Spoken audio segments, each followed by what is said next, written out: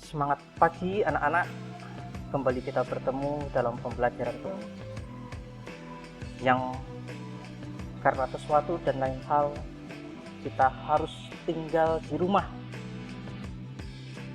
dan ini menjadi media pemersatu kita. Tetap semangat, tetap belajar, dan jangan lupa tetap anak-anak yang baik.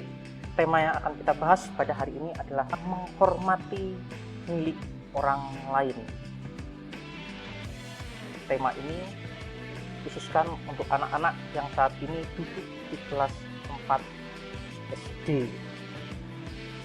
Menghormati milik orang lain, pertama-tama harus ditegaskan bahwa ini merupakan penegasan dari perintah ke-7 dan ke-10 dari 10 perintah Allah atau dekalog, atau dengan kata lain dasar firman. Ada yang masih ingat dari 10 perintah Allah anak-anak?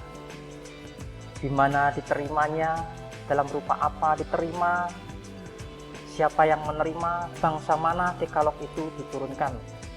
Coba saya acak. Perintah ke-7 bunyinya apa? Jangan mencuri. Nah, tema inilah yang akan kita bahas. Di mana diterimanya?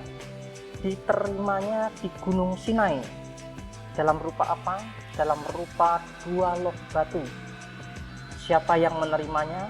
Yang menerimanya adalah Musa. Dan tema ini diturunkan atau diperuntukkan pada masa itu adalah untuk bangsa Israel. Untuk bangsa Israel. Perintah ke-7 dan ke-10 dalam dekalog ini melindungi hak milik setiap orang, menjamin keadilan, yang artinya memberi kepada setiap orang apa yang menjadi haknya. Pertanyaan terpenting adalah mengapa keadilan memberi kepada setiap orang apa yang menjadi haknya? Nah, jawabannya sederhana anak-anak. Karena keadilan merupakan hak setiap orang.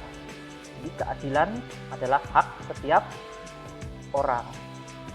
Perintah ke-7 yang bunyinya jangan mencuri, itu artinya adalah mengambil milik orang lain tanpa sepengetahuan pemiliknya.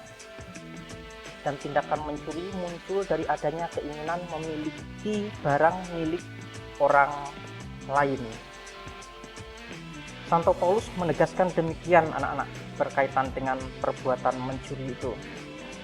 Orang yang pernah mencuri, janganlah ia mencuri lagi, tetapi baiklah ia bekerja keras dan melakukan pekerjaan yang baik dengan tangannya sendiri, supaya ia dapat membagikan sesuatu kepada yang berkekurangan.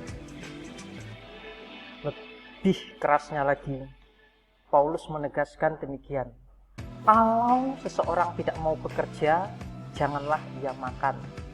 Ini peringatan yang luar biasa bagi kita anak-anak. Kalau kita tidak mau bekerja, kita tidak boleh makan.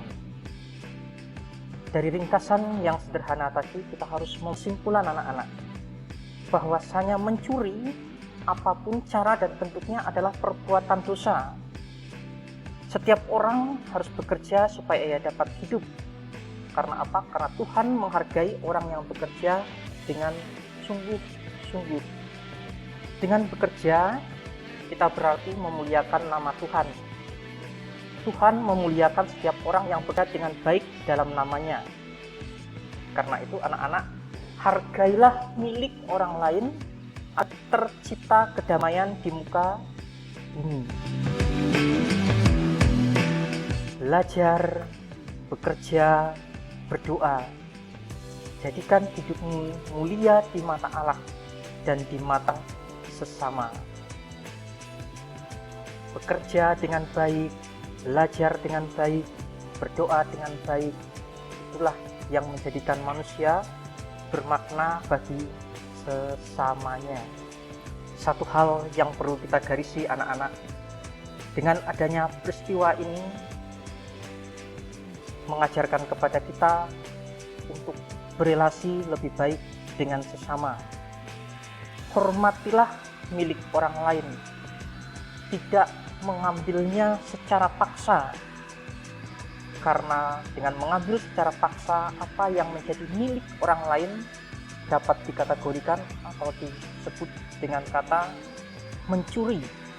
Dan perbuatan mencuri tadi dapat kita simpulkan dengan satu kata, yaitu dosa.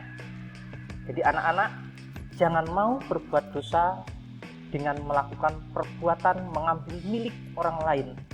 Hiduplah dengan baik, karena dengan hidup baik menjadikanmu mulia di mata Allah dan di mata sesama. Tuhan memberkati.